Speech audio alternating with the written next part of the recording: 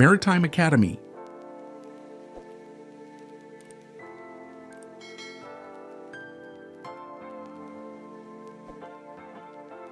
Law of Marine Insurance, Part 10. Excluded losses. Introduction. The main statutory accepted losses set out in Section 55(2) of the Act are examined in this chapter.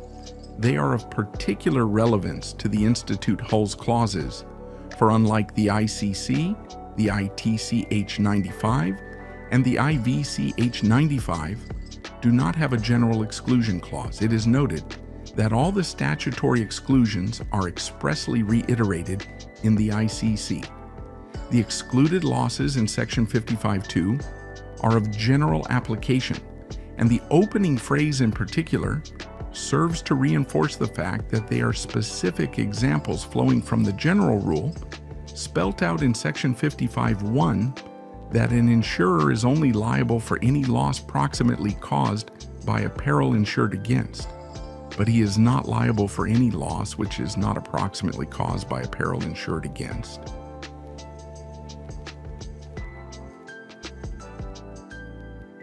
With the exception of the defense of willful misconduct under Section 55(2)(a), all the other causes of loss, though expressly excluded by the said section, may nevertheless be insured under a policy. This is allowed by the opening words to Section 55(2)(b) and (c), unless the policy otherwise provides. This chapter will focus only on the main exceptions, namely a loss attributable to the willful misconduct of the assured, a loss proximately caused by delay, ordinary wear and tear, ordinary leakage and breakage, and inherent vice or nature of the subject matter insured.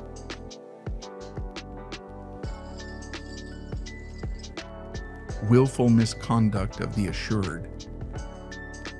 Section 55(2)(a) accepts an insurer from liability for any loss attributable to the willful misconduct of the assured. Unlike the other exceptions contained in Section 55(2), the parties cannot contract out of this exception. In other words, this statutory exception cannot be overridden.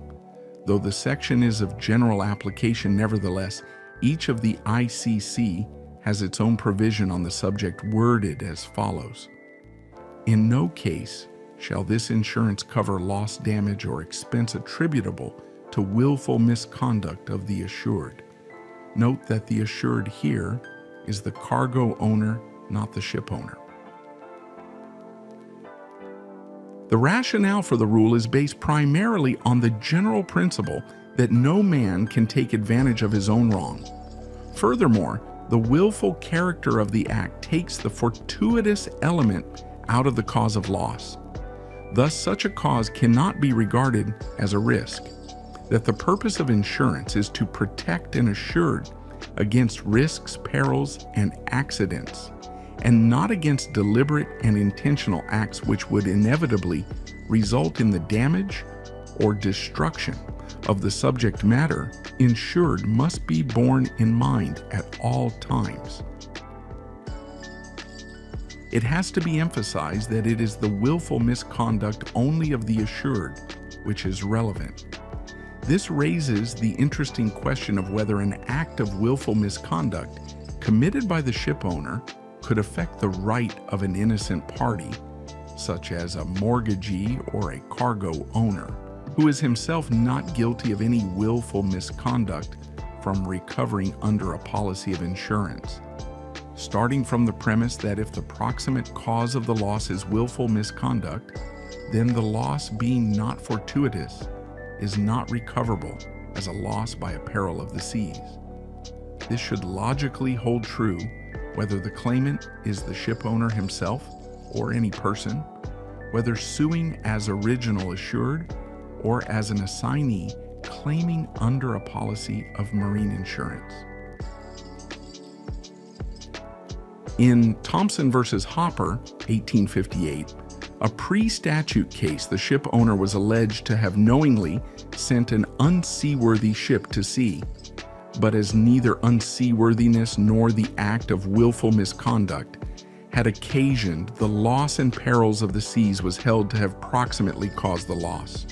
The plaintiffs succeeded in their claim.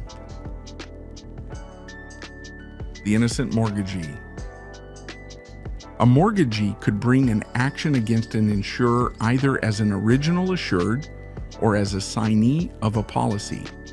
As an original assured, his rights against the insurer are separate and independent of those of the ship owner, as it is not a joint interest. His claim cannot, as a rule, be tainted by the misconduct of another party, in this case the ship owner. An assignee, on the other hand, is not in such a privileged position as he does not have any better right than the assigner. This necessarily means that should the assigner be guilty of willful misconduct, he would certainly be prevented from recovering under the policy. A loss by scuttling is not a peril of the seas. Any claimant, however pure and innocent, will not be able to recover under the standard holds policy if the proximate cause of loss is determined to be the willful misconduct of the ship owner. Willful misconduct of a co-owner.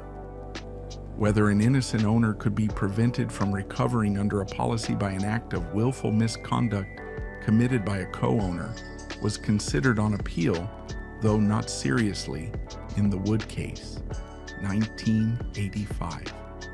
As only two of the Wood family were involved in the control and management of the ship, it was queried whether the loss could be said to be attributable to the willful misconduct of all three, so as to taint the claim of the third member of the family. It is interesting to note that instead of saying that the loss was not caused by a peril insured against, as scuttling was not a loss by a peril of the seas, the appeal court preferred to rely on the finding that the third assured, having left the control of the vessel with his two co-owners, was not now in a position to urge that the loss was not attributable to any willful misconduct on his own part. It is also observed that the appeal court had decided that the conduct of the two active members of the family was committed in the capacity of owners and not as master of the ship. The purpose of this was to clarify that their conduct was not barratry in nature. The position in relation to a claim by a co-owner for a loss by barratry is different.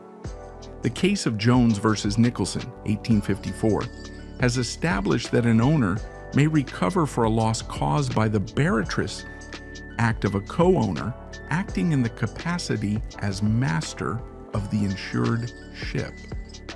As a loss by barratry is prima facie recoverable, there is no reason why an innocent co-owner may not claim for a loss under a policy, provided that he himself, as an assured, is not guilty of the want of due diligence. The loss is recoverable as a loss by barratry. As fortuity is not an essential element for the peril of fire, an innocent co-owner is in the same position as an innocent single ship owner whose ship has been barratrously scuttled, provided that the party who is bringing the action is himself not in any way involved in setting the ship on fire. He should be able to claim under the policy as a loss by fire.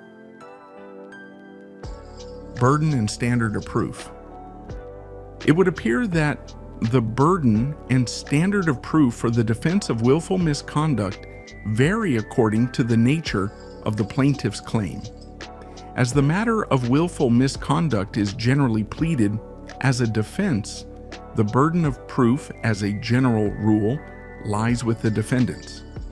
The law, at least in relation to a loss caused by a peril of the seas and fire, is clear that the burden lies with the defendants. The plaintiffs would, of course, have to present a prima facie case that the loss was fortuitous in case of perils of the seas, and that there was a fire on board in the case of fire before the defendants would be called upon to give their defense. At the end of the day, the plaintiffs have to prove only on the balance of probabilities that the loss was so caused. The defendants are not required, even if the defense of willful misconduct was alleged as the cause of loss, to prove the criminal standard of beyond a reasonable doubt. However, in relation to a claim for loss by barratry, the legal position, both as regards the burden and standard of proof, is less clear. There are 2 points of view on the subject, which may be more conveniently discussed elsewhere. Delay. Section 55, 2b states, unless the policy otherwise provides, the insurer on ship or goods is not liable for any loss proximately caused by delay, although the delay be caused by a peril insured against. Like the other exceptions listed in Section 55, 2c, it is possible for the parties to contract out of this statutory exception, except for expenses payable by reason of Clause 2 in relation to general average, and salvage charges. The ICC has, through Clause 4.5, retained this exception in almost identical terms. The term proximately caused by signifies that a loss remotely occasioned by delay is neither affected by Section 55(2)b nor Clause 4.5. The principle embodied in the rule in particular, that an insurer is not liable even though the delay may be caused by a peril insured against, may be traced to a very old case, Tatham versus Hodgson in 1796, where a cargo of slaves who were insured upon a voyage died as a result of insufficient provisions occasioned by extraordinary delay in the voyage because of bad weather. Even though perils of the seas, a peril insured against, was responsible for the delay, the court identified mortality by natural death as the proximate cause of loss. As public policy appears to be the underlying consideration for the decision of the court, this case cannot be said to be the true origin of the rule. The judges felt that if they were to hold the insurer liable for the loss, it would encourage the captains of slave ships to take an insufficient quantity of food for the sustenance of their slaves. The other 2 well-known cases on delay are Taylor versus Dunbar, 1869, and Pink versus Fleming, 1890. In the case of the former, the loss, if it were decided under the Act, would fall squarely within the terms of Section 55(2)b. Delay was held the proximate cause for the loss of the cargo of meat, which was rendered putrid during the voyage. That the delay was occasioned by tempestuous weather was not regarded as relevant. Justice Keating feared that if he were to allow recovery, he would be establishing a dangerous precedent, as many cargoes are necessarily affected by the voyage being delayed. In the second case, citing Taylor versus Dunbar with approval, the proximate cause was also held to be delay when the ship on which the goods were carried was damaged in a collision which caused her to be laid up for a considerable period of time for repairs. The decision of Pink versus Fleming has to be distinguished from that in Schloss Brothers versus Stevens, 1906. The fact that the latter was an all risks as opposed to an enumerated risks policy was crucial to the outcome of the case. Mr. Justice Walton pointed out that if all accidental causes of damage were included, all that has to be considered is whether the damage that happened was the direct result of some such accidental cause, and I consider that it was the direct result of an accidental cause. As the delay occasioned was abnormal and extraordinary, the loss was recoverable.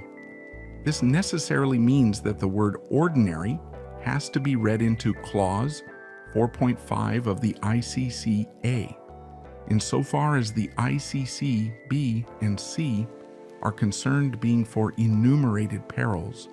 All forms of delay, whether ordinary or extraordinary, are accepted. Ordinary wear and tear. Section 55(2)(c) of the Act, which is of general application, declares that the insurer is not liable for ordinary wear and tear. However, its opening words allow exceptions to be made to the general rule. But so far, there is no reported case where a policy is found to have departed from the general rule. Each of the ICC, including the ICC-A, which insures against all risks, has its own express provision clause, 4.2, accepting the insurer from liability for such a loss. An insurer of the ITCH 95 and the IBCH 95, however, has to rely on Section 55(2)(c) for this exclusion. Why a loss caused by ordinary wear and tear is made an exception is not difficult to understand. If one were to begin with the premise that insurance is against risks, accidents, and fortuitous events, the answer becomes obvious. A loss caused by ordinary wear and tear is not a risk, but an inevitable phenomenon. That things will deteriorate with age, usage, and wear and tear is a natural and expected progression of events. There is nothing fortuitous or accidental about a loss generated by general or inherent debility. And as the very essence of insurance is to insure against risks and not certainties, such a loss is not covered, not even in an all risks policy. Furthermore, it is expressly excluded by Rule 7 of the Rules for Construction from the notion of perils of the seas. Loss or damage caused by the ordinary action of the winds does not fall within the scope of perils of the seas. Whether the adjective ordinary qualifying wear and tear adds anything to the definition has never been discussed. It was inserted presumably for emphasis in contradistinction with an extraordinary loss. The distinction between ordinary wear and tear and latent defect in machinery or hull is of utmost importance. The former is an excluded loss, whilst the latter is an included loss. Thus, a judge has in each case to determine whether latent defect or ordinary wear and tear in machinery or hull is responsible for the loss.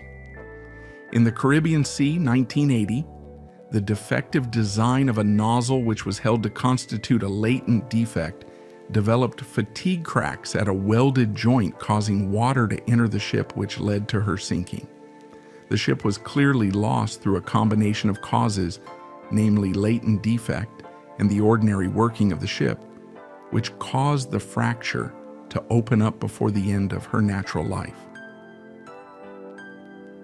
In C.J. Wills & Sons versus the World Marine Insurance Company Limited, 1911, the Times defective weld, which resulted a link in a chain breaking, was also held to have been caused by latent defect. The rationale was that if the weld had been sound and without the defect in the link, though worn, would have ample strength to stand the strain. The solution in each case lies in a proper determination of the proximate cause of the loss. In relation to cargo, ordinary wear and tear would refer to damage or loss sustained through the ordinary stresses and vicissitudes of the voyage. Chafing, normal transit risks of dust and dirt combined with atmospheric moisture, or any inevitable damage caused by the handling of the cargo would constitute ordinary wear and tear. See Theodoro versus Chester, 1951, and Whiting versus New Zealand Insurance Co., Ltd., 1932, where Roche J. said, "Moist atmosphere is not an accident or peril that is covered. It is more or less a natural test or incident which the goods have to suffer, and which underwriter has not insured against." Ordinary leakage and breakage. An insurer is accepted from liability for ordinary leakage and breakage, a natural and inevitable loss by Section 55(2)(c) of the Act.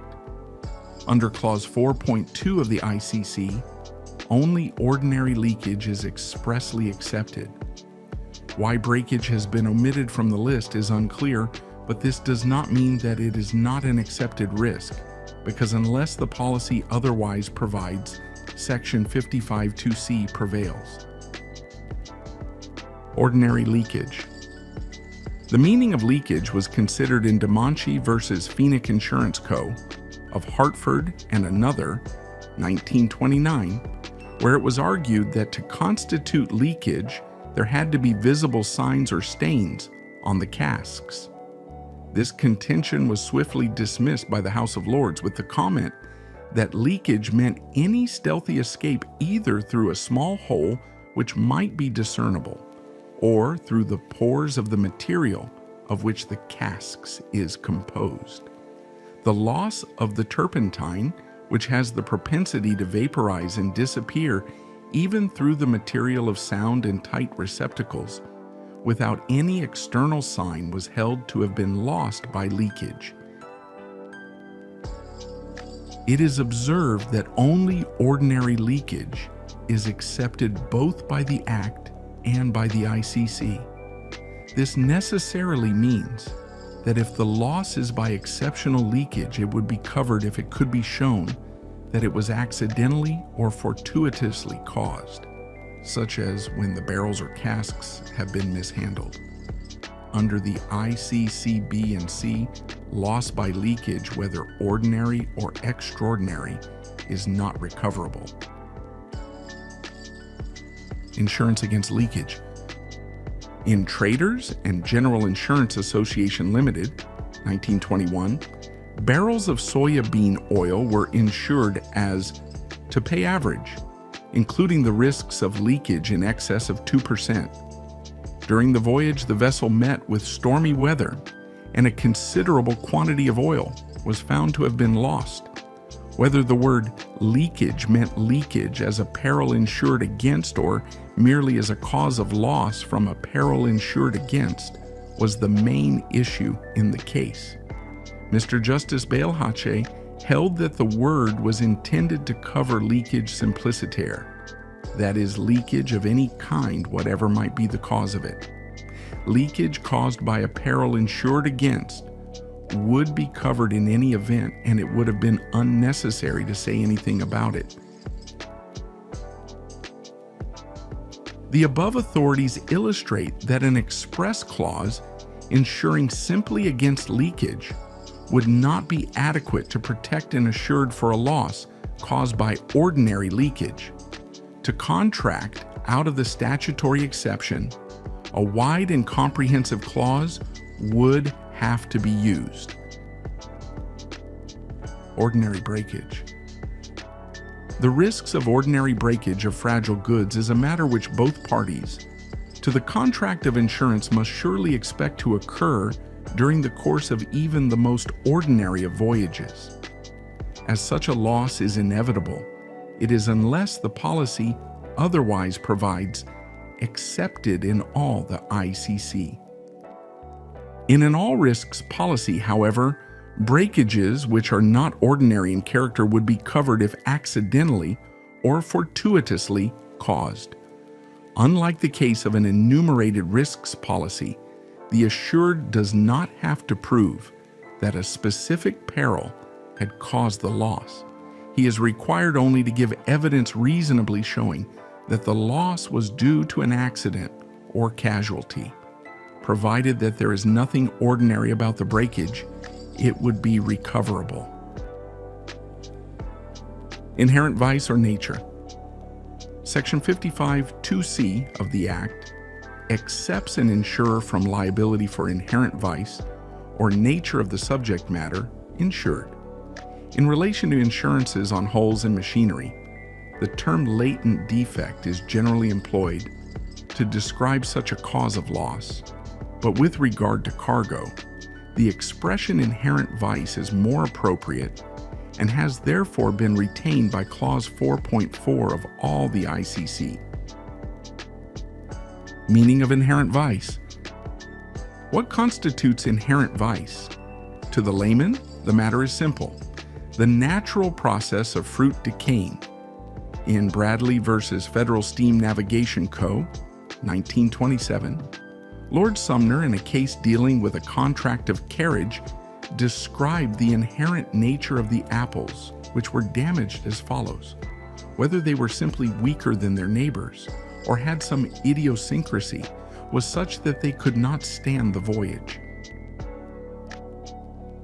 They decayed, not because of the ship or of the sea or of the route, but because they were apples which were not fit to make the voyage in an ordinary way. Flax loaded in a damp condition, which are liable spontaneously to combust, wine turning sour, hemp effervescing and generating a fire, see Boyd versus Dubois, 1811, as there was no proof that the fire had originated from the damaged state of the hemp the plaintiffs were able to claim under the policy. Meat becoming putrid, flour heating, the growth of mold and mildew, and the heating, sweating, and spontaneous combustion of certain commodities are common examples of inherent vice. The distinction between an external and internal cause is the criterion used for the purpose of determining whether a loss has or has not been caused by inherent vice. In the Bird cigarette case, 1924, a cargo of cigarettes which was insured arrived badly mildewed.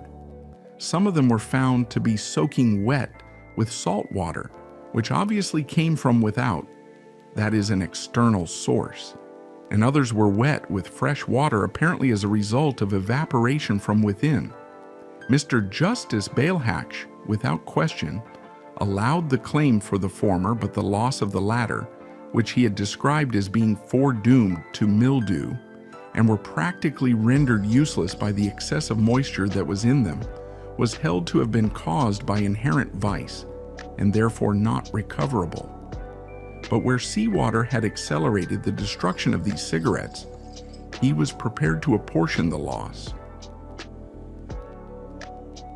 See also Whiting versus New Zealand Insurance Company Limited, 1932, where the insurers were held liable for mold damage to paper hats, which were incurred because of the wooden cases in which they were stored were left standing in pools of water on the quay. Damage caused by moisture from without is not a loss by inherent vice. End of Part 10. Maritime Academy,